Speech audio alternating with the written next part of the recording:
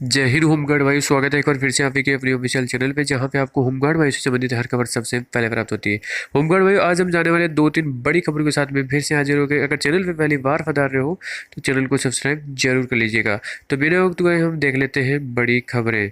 झारखंड के होमगार्ड भाई अभी भी आंदोलन कर रहे हैं। झारखंड के होमगार्ड भाइयों के लिए पहले भी मैंने वीडियो डाला था, जिसमें कई दिनों से मांग कर रहे हैं कि उनको जो वेतन है बिहार के होमगार्ड को जितना मिल रहा है उतना मिलना चाहिए, और उनको ड्यूटी के लिए पैसे भी देना पड़ता है। घर के पास में ड्यूटी लगाने के लिए भी पैसे देने पड़ते हैं। इसको लेकर के कई उनकी मांगे हैं, जुलूस भी निकाला जा रहा है। तो उसी को लेकर खबर है। बाकी दो तीन बड़ी खबरें और भी जानने वाले हैं।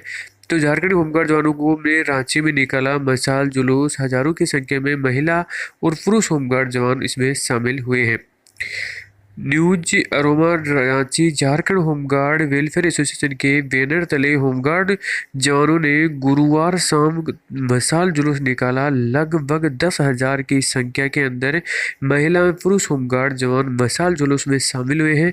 मशाल जुलूस का नेतृत्व पूर्व विधायक कुशवाहा शिव पूजन मेहता कर रहे हैं थे, और धरना स्थल से मशाल जुलूस लेकर लाइन से जगन्नाथपुर गोल चक्कर पहुंचकर होमगार्ड जवानों ने एसडीओ समीरा एस को ज्ञापन सौंपा। धरना स्थल गुरुवार को भाजपा नेता पूर्व मुख्यमंत्री बाबूलाल मरांडी और रांची के सांसद संजय सेठ पहुंचे थे। उन्होंने मांगों को भी जायज समझाया और उन्हें उल्लेखनीय है कि बीते 25 दिन से होमगार्ड के जवान धरना दे रहे हैं। होमगार्ड जवानों ने ऐलान किया कि 5 अप्रैल को झारखंड राज्य के होमगार्ड जवान जेल भरो आंदोलन करेंगे। जब तक उनकी मांगे पूरी नहीं हो जाती तब तक झारखंड सरकार के होमगार्ड जवान जेल में ही रहेंगे। झारखंड होमगार्ड की कुल संख्या 18,643 है, जिसमें से 3100 महिलाएं हैं। होमगार्ड वेलफेयर एसोसिएशन अनुसार उनमें से 9,000 होमगार्डों को ड्यूटी मिल पाती है।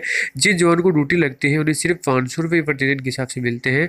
बिहार के होमगार्ड के जवानों को मिल रही सुविधाओं के अनुसार झारखंड को भी सुविधा देने की मांग को लेकर 8 मार्च को होमगार्ड के जवान विधानसभा के समक्ष धरना प्रदर्शन कर रहे हैं।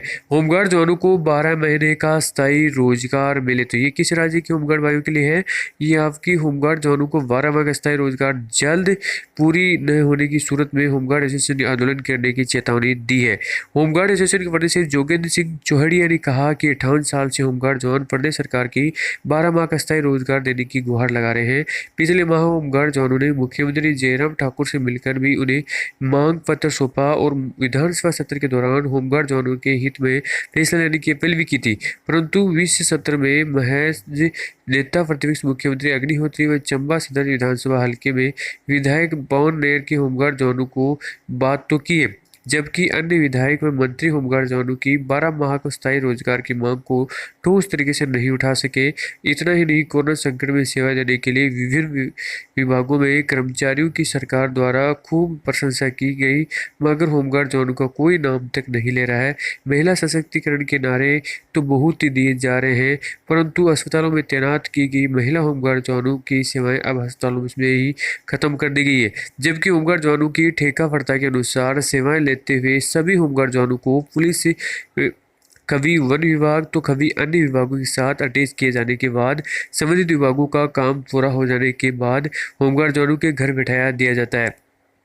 स्थायी होमगार्ड नहीं होने की ठोस नीति को लेकर के इस कारण से होमगार्ड जवानों के सहित परिवारों को भविष्य के अंधकार में बना हुआ है। सेवानिवृत्ति के बाद खाली हाथ घरों दिहाड़ी मजदूरी करके परिवारों का भरण पोषण करना पड़ता है। लिहाजा सरकार प्रदेश में सेवारत होमगार्ड जवानों को न्याय करते हुए जल्द 12 माह का स्थायी रोजगार दे। वहीं होमगार्ड जवानों के लिए ठोस नीति बनाई जाए। ड्यूटी के दौरान होमगार्ड जवान की मौत हो जाने पर पंजाब की तर्ज पर होमगार्ड जवान के परिवार को एक सदस्य को नौकरी दी जाए, और दोहड़िया में मांगों को जल्द पूरी नहीं हो तो आंदोलन भी किया जाएगा। पंचायत चुनाव में 303 राइफल थामेगी होमगार्ड जवान। यूपी के जो होमगार्ड हैं, अब पंचायत चुनाव होने वाले हैं, उनमें चुनौती से निपटने के लिए शासन ने बड़ा निर्णय है। इस बार पंचायत चुनाव में ड्यूटी में मुस्तिद होमगार्ड जवान हाथों में 303 राइफल थामे नजर आएंगे। ये वही राइफल है जिसे पुलिस ने बीते 26 जनवरी को परेड की विदाई दी थी, और अंग्रेजों के जमाने से ये पुलिस के साथ ही रही थी, और 303 सूबे में चलन में बाहर हो गई थी।